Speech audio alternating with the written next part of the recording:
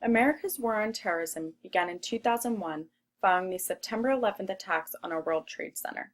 For Great Britain, however, their own war on terrorism began decades earlier against the Irish Republican Army. After the Anglo-Irish Treaty of 1921, which partitioned Ireland into several counties under British control, the IRA began their various acts of terror with one goal in mind: to unify their country into an independent 32-county Republic of Ireland.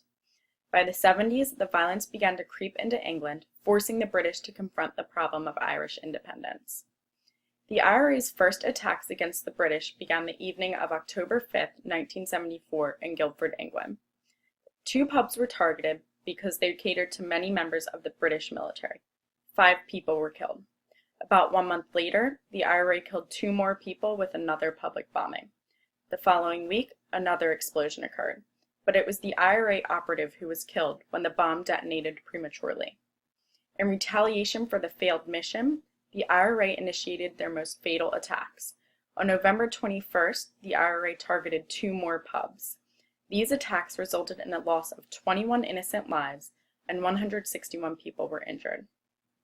In an effort to counteract these aggressive terrorist attacks, the British Parliament enacted the Prevention of Terrorism Act on November 29, 1974. Similar to the U.S. Patriot Act, this act gave immense powers to law enforcement officers. Paul Hill was the first person arrested under the act.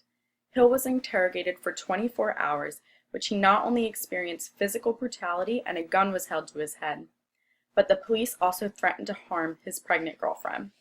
It was then that Hill provided a full written confession of the Guildford bombings. Hill's confession to the police included a statement implementing his friend Jerry Conlon of also having involvement in the bombings.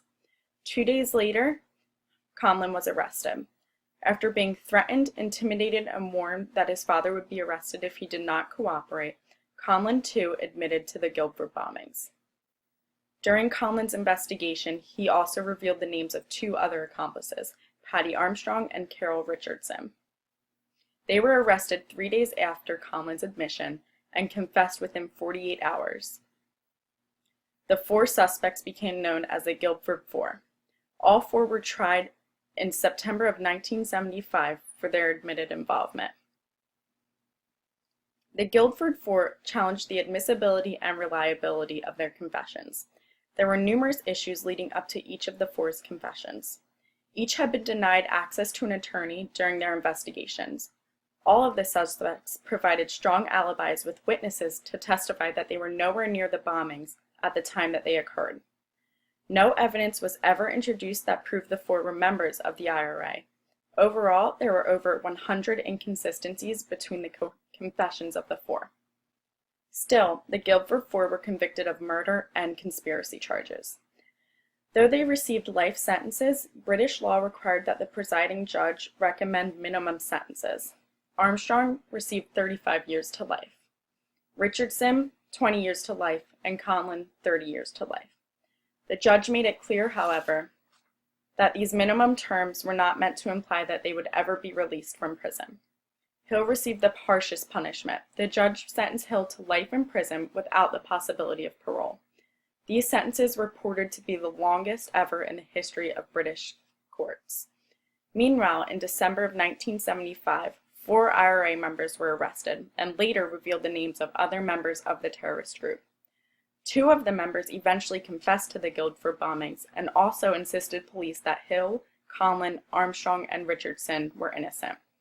Despite this new evidence, the convictions of the 4 original suspects were upheld. It wasn't until more than 10 years later that the case was reopened in 1988. The intense evaluation of the case found that each of the 4 defendants were made to falsely confess to the Guildford bombings. Furthermore, in October of '89, the courts revealed that police had lied and fabricated evidence during the original investigation. As a result of the appellate court's rulings, the convictions were all overturned. Hill, however, had to await the appeal of his false conviction in the murder of the former British soldier. He was finally released from prison in 1994. Overall, the cases made against Hill, Conlon, Armstrong, and Richardson were considered the most infamous convictions based on false confessions. Because there was no death penalty in Britain at the time, none of the four could be sentenced to death. However, the presiding judge made it a point to inform the four that if capital punishment had been made available, they would have been executed. If the Guildford Four had been sentenced to death, it is quite possible that the ultimate miscarriage of justice would have occurred. 4 innocent people would have been executed as a result of having falsely confessed to a crime they did not commit. Because of such injustices, questions were raised about the reliability of strategies used by police to interrogate their suspects. Videotapes are now used as a way to preserve the evidence of confessions. Videotape confessions will ensure that police do not use coercive tactics when interrogating suspects. They will also allow for the identification of factors contributing to false confessions. And finally, they allow for the validity of accurate confessions not to be subject to false claims by the police. With this protocol, the criminal justice system should be better equipped for preventing such injustices from happening again.